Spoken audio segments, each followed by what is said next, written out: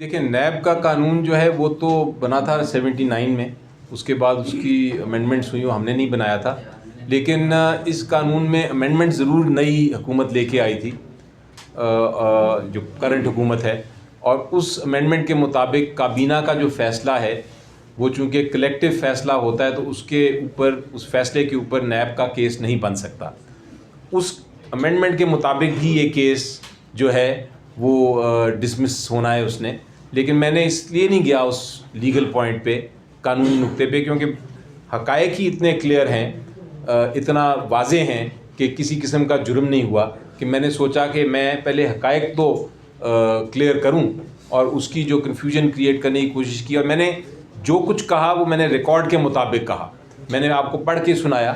آپ کے ساتھ ڈاکیومنٹس بھی شیئر کر لوں گا، اس لیے مجھے کوئی کسی قسم کا ابہام نہیں یا کنفیوژن نہیں ہے کہ یہ کیس اپیل میں جا کے ختم ہوگا انشاءاللہ۔ یہ جو آپ کا سوال ہے یہ میں نے کوشش کی ہے ابھی بتانے کی آپ کو، انہی کے ایویڈنس سے پڑھ کے۔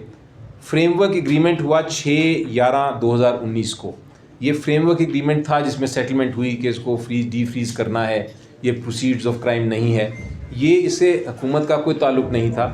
یہ ہوا NCA اور ملک ریاض اینڈ فیملی کے درمیان، اس لیے یہ کہنا کہ یہ عمران خان صاحب کی کابینہ نے کیا درست نہیں۔ اس کے بعد یہ ڈی فریزنگ آرڈر ہوا 22/11/2019 کو، اس میں بھی اس وقت تک کابینہ کا فیصلہ ہی کوئی نہیں تھا، تو یہ 22/11/2019 کو جو ڈی فریزنگ کی یہ بھی NCA نے کی، حکومت برطانیہ نے کی، ان کی آرگنائزیشن نے کی۔ پھر جو 103 ملین پاؤنڈ آیا پاکستان میں جو لے کے آئے سپریم کورٹ کے اکاؤنٹ میں،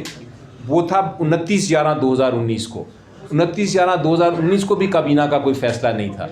تو یہ آپ کا سوال جو ہے اس کا جواب سمپل ہے کہ یہ جو سارا کچھ ہوا اس میں حکومت پاکستان، ایسڈ ریکوری یونٹ، کابینہ، اس کا کوئی کسی قسم کا تعلق نہیں تھا اس کو فریزنگ میں، ڈی فریزنگ میں یا پیسہ پاکستان لانے میں۔ یہ تو وہ برطانیہ کا قانون، بلکہ برطانیہ کی جو NCA ہے وہ پاکستان کی بات کیوں سنے گی؟ ہاں اگر جی ایک آج جو آپ نے کہا تھا نا کہ وہ جو کہہ رہے ہیں کہ یہ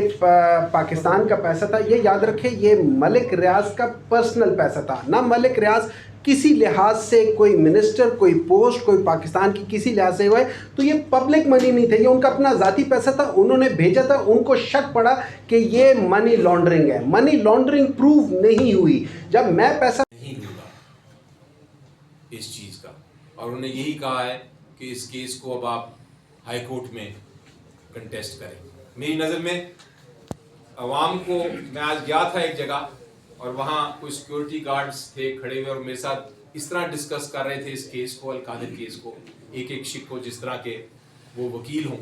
تو یقینی طور پہ اب جو میں نے کہا ہے، جو میں نے باتیں بتائی ہیں، اب آپ خود ہی اس کو جج کریں کہ یہ کیس میں کتنی جان ہے۔ باقی جو اور کنفیوژن کریٹ کرنے کی کوشش کرتے ہیں اس کو اپنے دماغ سے نکال دیجئے، یہ 4 پوائنٹس ہی دیکھیں گے آپ تو آپ کو نظر آئے گا کہ یہ کیس جو ہے وہ فیکچولی بالکل بے بنیاد جھوٹا مقدمہ بنایا گیا ہے، اور کوئی شک نہیں ہے کہ یہ ختم ہو جائے۔